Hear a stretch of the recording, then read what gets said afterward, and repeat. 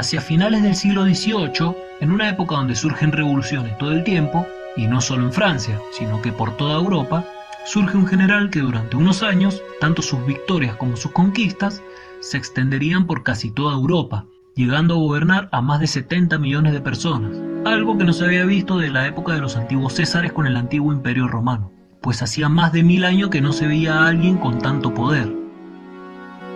Nacido en la isla de Córcega, al poco tiempo de haber sido invadidos por los franceses, Napoleón Di Bonaparte pasa su infancia resentido y odiando a la nación que está en su destino gobernarla algún día, pero también crece con un gran resentimiento hacia su padre, ya que se había rendido ante los franceses en lugar de continuar la resistencia junto a los rebeldes que se habían refugiado en las montañas.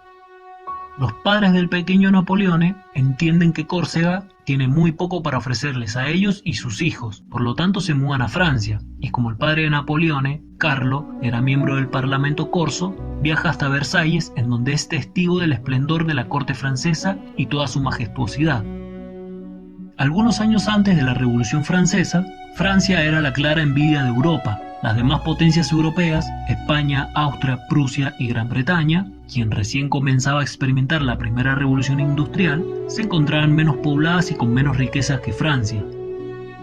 Carlo Bonaparte sueña con que sus hijos acaben convirtiéndose en nobles en un país en donde él mismo queda bastante marginado del poder real, ya que proviene de una lejana provincia recién conquistada. Aún así logra una beca para su pequeño hijo Napoleone en un colegio militar de Francia. El joven corso llega a Francia en el invierno del año 1778, con 9 años de edad, muy bajo de estatura y acostumbrado al calor del Mediterráneo. Se instala en la escuela militar de Brienne-le-Château, pudiendo hablar muy poco francés, y en donde pasa 5 años sin vacaciones y sin poder visitar su hogar natal, lo cual hace que se resienta mucho con Francia, pues se ve a sí mismo viviendo en una lejana tierra de un rey extranjero. A los 15 años de edad, Napoleone es admitido en la Real Academia Militar de París y junto con otros hijos de alguna de las familias más pudientes de Francia, conoce el esplendor de la civilización francesa en una escuela que convierte a los militares en caballeros. Pero Napoleone sigue sintiéndose aislado y como un extranjero. Es por ello que siente aún más rechazo hacia los privilegios de la nobleza francesa. A los 16 años, Napoleone comienza su aprendizaje de soldado con el rango de subteniente, entrenando con la mejor unidad de artillería del ejército francés, y muy pronto se convierte en un oficial de campaña muy eficiente. Además, se hace autodidacta gracias a su deseo de aprender, por lo tanto estudia historia, lee autobiografías militares, aprende leyes y un poco de ciencia. El joven Napoleone sueña con ser noble y con grandezas, pero entiende que no se puede llegar lejos debido a que es corso. Sin embargo, la Revolución Francesa le ofrece una oportunidad que terminaría por liberarlo completamente. Napoleone Di Bonaparte cambia su nombre por uno más afrancesado, Napoleón Bonaparte, y mientras la revolución toma impulso en el país, el joven corso se encuentra sirviendo en el ejército muy lejos de París, pero desconfía bastante en los rebeldes revolucionarios, aunque ve en la revolución algo bueno, pues ve que se puede producir un gran cambio y que puede abrir tanto la mentalidad como la estructura de la sociedad francesa. En verano del año 1792, Napoleón se dirige hacia París, en donde es testigo del final de la monarquía francesa y del nacimiento de la República. Además, pretende formar parte de este nuevo mundo y por ello se dirige a su patria real, la isla de Córcega, siendo un revolucionario idealista. La llamada Primera República Francesa había tomado Córcega como parte de Francia y le había dado a los corsos todos los derechos y las libertades que tenían los ciudadanos franceses. Por ello, siendo un teniente de la Guardia Nacional de aquella isla, se lanza a la política corsa. Pero el gobernador de Córcega, Pasquale Paoli, desconfía totalmente de la inexperiencia y de las ambiciones de Napoleón. Paoli quiere que Córcega sea independiente de Francia, pero Napoleón había pasado tanto tiempo en aquel país que se acostumbra y queda unido a Francia por el ejército. Y es por ello que ahora su opinión es que le parece muy buena idea que Córcega sea parte de la nueva República de Francia. El bando del gobernador Paoli y el de su oposición, que es dirigida por Napoleón, entran en una guerra civil y política en Córcega. Sin embargo, el bando de Napoleón pierde y su hogar es saqueado, siendo forzado a ir hacia las montañas, mientras que la asamblea corsa declara a Bonaparte, junto con toda su familia, como traidores y enemigos de la patria. Napoleón regresa a Francia y la encuentra con los franceses luchando entre sí, en una encarnizada y violenta guerra intensa. Los mismos reyes fueron ejecutados junto a sus seguidores, y las provincias francesas se habían levantado en armas. Debido a la guerra civil de la Revolución, Francia vuelve a estar en guerra exterior con los países europeos vecinos y sus eternos rivales, Prusia, Austria, España y Gran Bretaña. Todos ellos se empeñan en destruir la nueva República de Francia, mientras que los revolucionarios prometen ayudar a todo aquel que se levante contra sus legisladores monarcas. En medio de tanta guerra, Napoleón es readmitido en el ejército como capitán de artillería y destinado a Tolón, una ciudad portuaria de unos 28.000 habitantes, situada al sur del país, que se había rebelado contra la nueva república, cediendo sus puertos a los navíos ingleses. Con 24 años de edad, Napoleón cree saber cómo poder expulsar a las naves británicas y sostiene que si sus soldados pueden apoderarse de los mandos que dirigen aquel puerto, se podría bombardear a la flota para hundirla, y la ciudad caería rápidamente. Sin embargo, ninguno de los ineptos generales que se encuentran ahí lo toman en cuenta, salvo uno que opina exactamente igual que el joven capitán. Esta es la primera gran oportunidad militar de Napoleón para probarse como comandante, y la aprovecha luchando de manera valiente, liderando a sus hombres en el asalto al fuerte que se encuentra en la cima, resultando herido en el muslo por una bayoneta enemiga. En el sitio de Tolón, 10 naves inglesas arden en llamas, soldados invasores huyen, la ciudad de Tolón es reconquistada y Napoleón termina siendo ascendido de rango, lo cual significa que en solo 3 meses pasa a ser de capitán a brigadier general y comienza a ser conocido por ser un comandante que posee un comportamiento bastante diferente al resto de los líderes militares. Es uno que no tiene miedo de estar en la línea de combate y si necesita descanso lo hace en el suelo.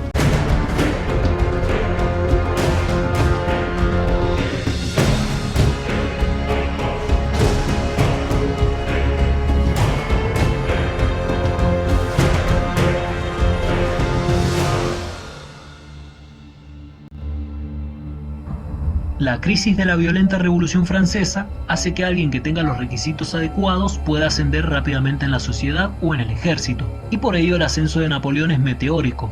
Además, tienen fe en la República y escribe un tratado político apoyando al gobierno de Robespierre. Sin embargo, este hace uso del terrorismo para intentar mantener el orden, y a pesar de que Napoleón odia el terror, también odia el caos. En el verano del año 1794 cae el gobierno de Robespierre y la balanza de la guerra civil se desequilibra nuevamente. Ahora les toca morir a los que habían sembrado el terror en Francia. En la primavera del año 1795, Napoleón se dirige a una París un poco diferente a como lo fue años atrás. Francia posee un nuevo gobierno constitucional y las violentas revueltas en las ciudades parecen haber quedado en el olvido. El 5 de octubre de 1795 se produce algo conocido como la insurrección realista del 13 del vendimiario del año cuarto, en la cual una multitud de parisinos partidarios de los realistas, junto a la Guardia Nacional, se lanzan a las calles a protestar para restaurar la monarquía, una sublevación que amenaza con derrocar a la nueva república, y el gobierno francés llama a Napoleón para detener el ataque. Al joven comandante no le gusta ser discreto y está dispuesto a usar todas las armas de las que dispone para repeler la revuelta. Además, anteriormente nunca nadie había usado cañones antes de esta rebelión, ni siquiera en los tiempos más turbulentos de la Revolución Francesa. Sin embargo, con Napoleón al mando las cosas cambian radicalmente. Al mando de las tropas y de los cañones, Napoleón espera hasta poder ver de cerca a aquellos sublevados. Entonces ordena disparar un solo cañonazo.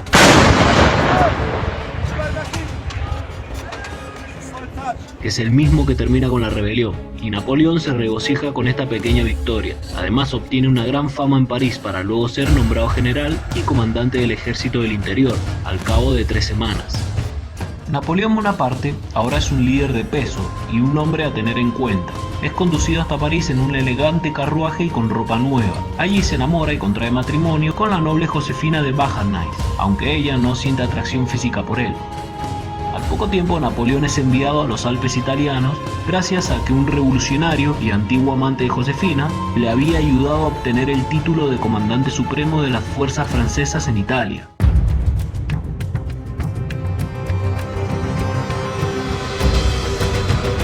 La nueva misión de Napoleón es retar al Imperio Austriaco junto a sus aliados italianos. Sin embargo, nunca antes había dirigido un ejército tan grande, pues joven y poco experimentado, nadie se espera demasiado de él, en especial sus propios generales, que se burlan de Bonaparte a sus espaldas debido a que creen que goza de un poder que le ha sido otorgado gracias a su esposa, aunque cuando Napoleón se hace presente, rápidamente inspira un cierto miedo y también respeto. El ejército del que se tiene que encargar Napoleón se encuentra en muy malas condiciones como para ganar una batalla.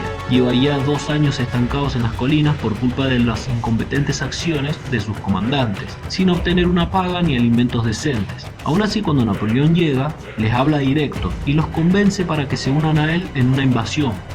Bonaparte logra cautivar a los soldados que están acostumbrados a la miseria. Les dice que si lo siguen, él los guiará hasta las llanuras más fértiles del mundo. También les dice que las provincias muy ricas y grandes ciudades caerán ante sus pies. Así podrán encontrar el honor, la gloria y grandes riquezas. El 2 de abril de 1796, Napoleón marcha con un ejército menor en número al de los austríacos y el piamontés juntos. Sin embargo, lo hace con el plan de aislar a los ejércitos aliados, para luego derrotarlos por separado. La estrategia de dividir a las fuerzas enemigas para compensar la falta de soldados funciona. Entonces los franceses derrotan primero a los piamonteses mediante un rápido y aplastante ataque. Con el pasar de las siguientes 2 semanas, el ejército francés derrota otras 5 veces a los piamonteses y capturan a miles de prisioneros. El 26 de abril, el reino de Cerdeña, más conocido como el Piamonte, se rinde ante la caída casi completa de su ejército. Entonces Bonaparte exige que se le entreguen oro y plata. Luego le paga a sus tropas el primer dinero auténtico que ven en muchos años y agradece a sus soldados por la victoria, lo cual hace cada vez más grande el nombre de Napoleón entre el ejército francés. Con el Piamonte rendido y conquistado, Napoleón avanza tras los austríacos, quienes se habían retirado al este, desconcertados ante un general de tan solo 26 años y su nueva forma de luchar. Los nobles que comandan el ejército en el siglo XVIII tienen un cierto código para hacer la guerra, pues si las tropas maniobran y pueden mantener a raya al enemigo, todo termina sin lucha. Con su manera de actuar y de dirigir a un ejército, Napoleón se ha convertido en el general más moderno e innovador del mundo, intentando realizar ataques todo el tiempo, sin que el enemigo se lo espere y en especial sin importar las condiciones climáticas, pues lo hace durante la noche con mucho frío, si llueve o incluso si nieva. Mientras los austríacos se repliegan, la retaguardia de su ejército espera detener a los franceses en el pueblo italiano de Lodi, en donde habían fortificado un estrecho puente de madera con 14 cañones y 3 batallones, desafiando así al ejército de Napoleón a que lo cruzara. Pero este ordena simplemente un ataque frontal y todo dependería de la valentía de sus soldados. Napoleón Bonaparte se había ganado la admiración de sus hombres con su rápida sucesión de victorias. Sin embargo, ahora descubre que también se ha ganado la confianza plena de sus hombres, con su gran carisma, con su maestría a la hora de inspirar a sus hombres y también con su tremenda presencia. Además, Napoleón se da cuenta de que cuanto más ganan batallas sus tropas, más difícil es de pararlos. Aquí no hay ningún tipo de táctica, y en el puente de Lodi, los franceses simplemente se lanzan de manera suicida contra los austríacos. Además, con sus hombres enfrentándose al fuego enemigo, Napoleón se encarga del cañón permaneciendo al pie junto a sus soldados, asumiendo todo tipo de riesgo del combate, aunque sea el propio comandante. Los franceses cruzan la mitad del puente, aunque vuelven por la enorme cantidad de proyectiles del fuego enemigo, pero cuando se lanzan a una última carga, logran cruzarlo, por lo que las armas austríacas quedan en silencio, pues creyeron que se encontraban a salvo detrás del puente y no pensaban que los franceses lo cruzarían. Superado en número ampliamente, la mayor parte de las tropas austríacas habían escapado, y los franceses asesinan a los pocos que se quedan, en una batalla en la que las bajas no son tan grandes, pero que resulta ser una operación espectacular, y Napoleón, que al terminar la batalla había quedado totalmente mugriento y cubierto de pólvora, se gana el completo respeto, así también como la devoción de sus soldados, por lo cual se gana el apodo de Pequeño Jefe.